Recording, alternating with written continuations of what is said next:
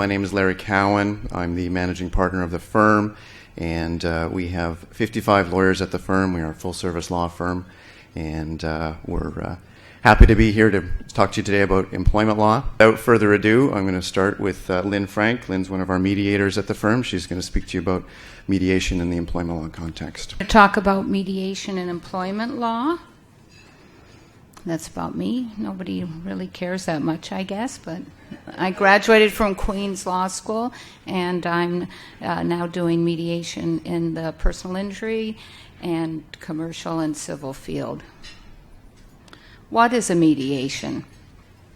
Mediation is a process in which a neutral third party, the mediator, helps parties to a dispute resolve the dispute. Lawyers here will know and have taken part in mediations, but some of the HR and other people may not have been involved in mediations. In a mediation, the mediator facilitates discussion between the parties with a view to helping them reach a settlement. The mediator's role is to help the parties reach a resolution with his or her guidance and help. The mediator does this by facilitating a discussion between the parties and by helping the parties exchange proposals and offers to settle during the mediation. The benefits of mediation in the employment law context: in a dispute between an employee or employer or between two employees, it may be important to the parties to maintain a relationship. And mediation can be very effective as an alternative to having the issues decided at a trial or an arbitration. Our next speaker is going to be Asher Frankel, talking about employer immigration compliance and recent provincial and federal trends.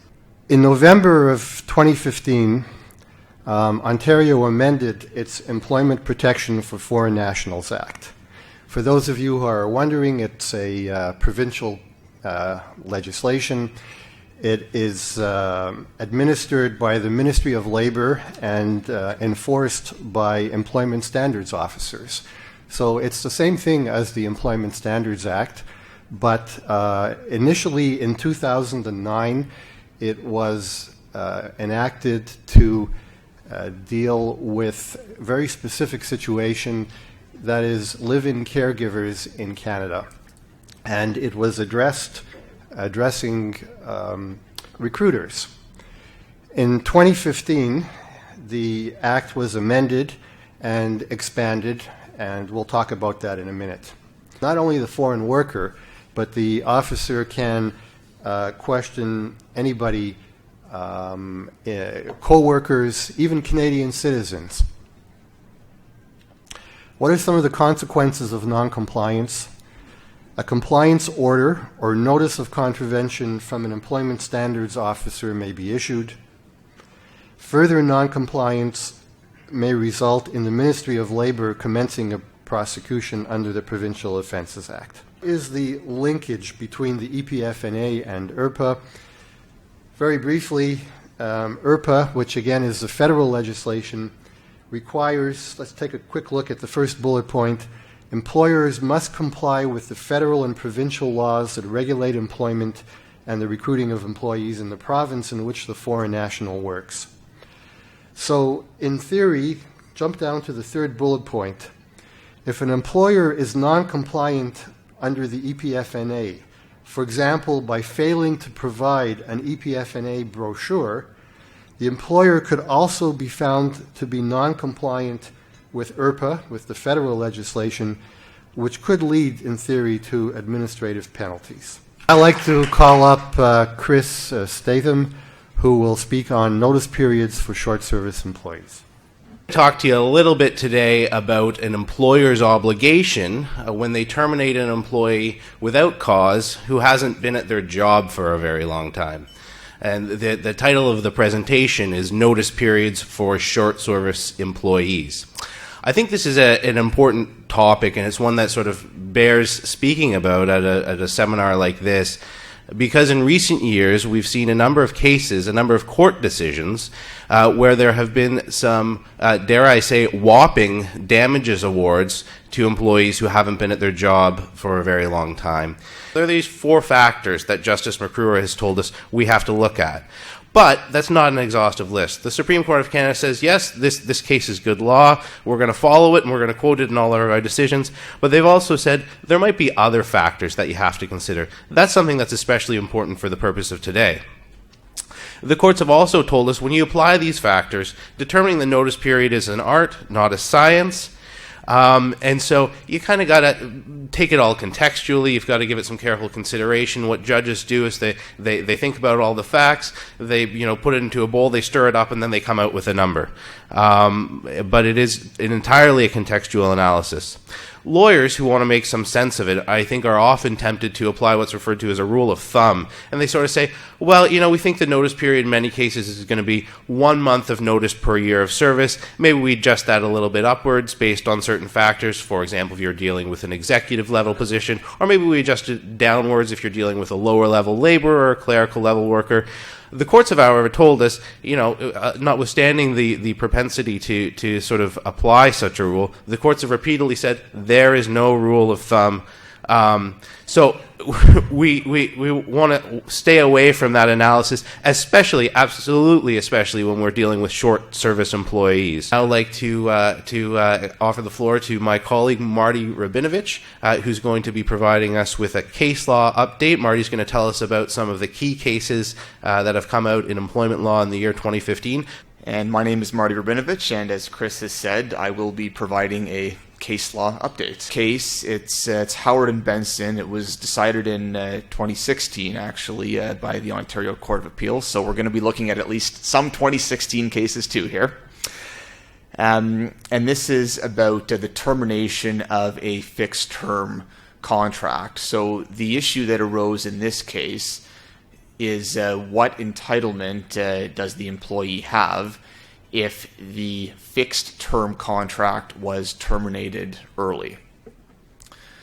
So generally, if you have an employee with a fixed term contract and there is an early termination provision and the employer complies with that provision, then whatever that early termination provision says will govern.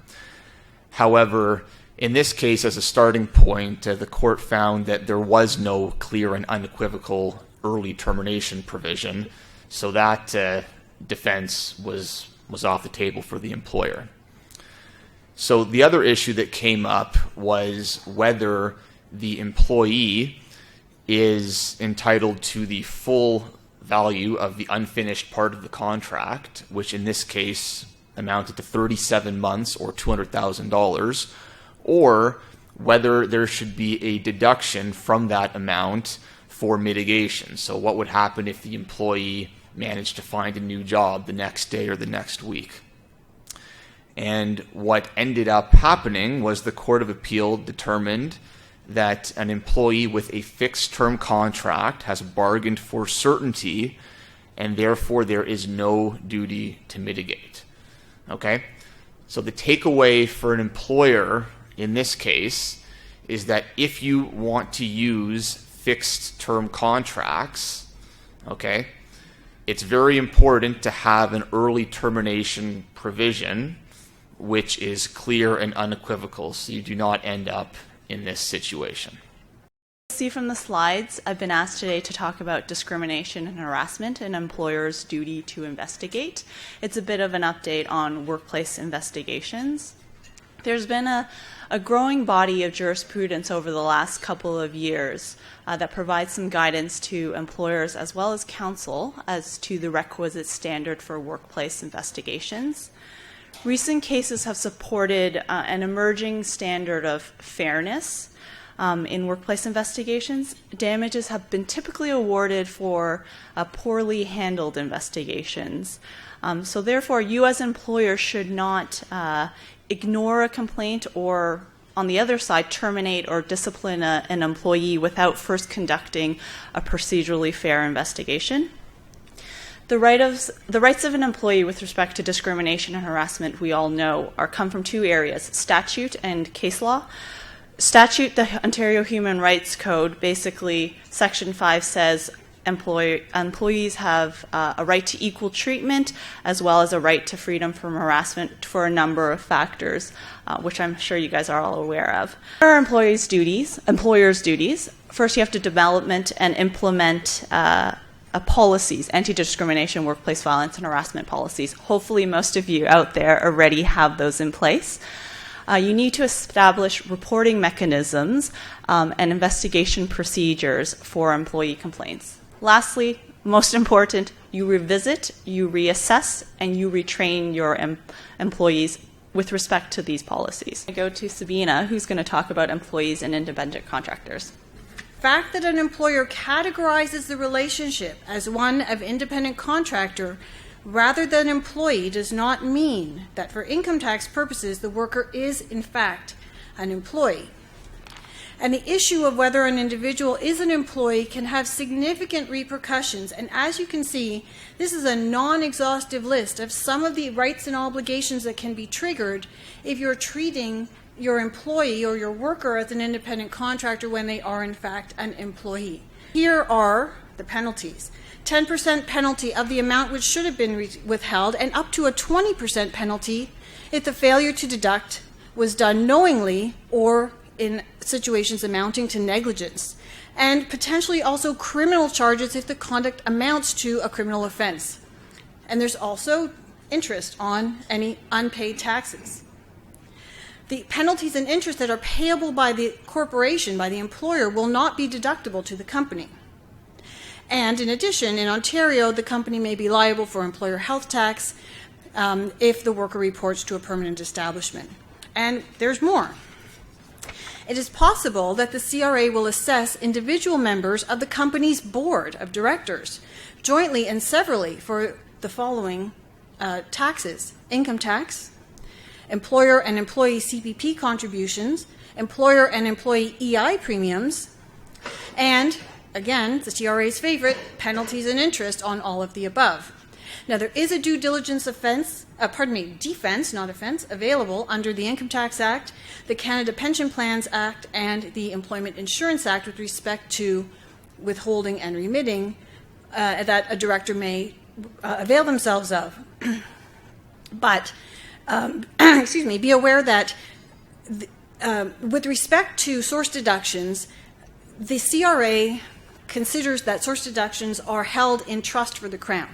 So if you are found as an employer to have been in contravention of your obligation to withhold and remit, the CRA is very aggressive in pursuing deemed trust claims to the extent that they may place a lien, they may commence garnishment actions, they may pursue directors. So it's very important that you're aware of whether, in fact, you are dealing with an employer with an employer and an independent contractor. I'm going to turn it over to our last speaker of the morning, Larry Cowan, who's going to speak on just cause or not for cause. Thank you very much. Firing someone for cause. It's an interesting and exciting area of the law.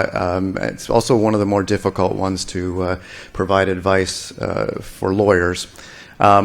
Terminating for cause, and this is obviously at common law, it must involve misconduct that is sufficiently serious that it strikes at the heart of the employment relationship. So the employee must have done something that is egregious and makes it essentially impossible for the employment relationship to continue.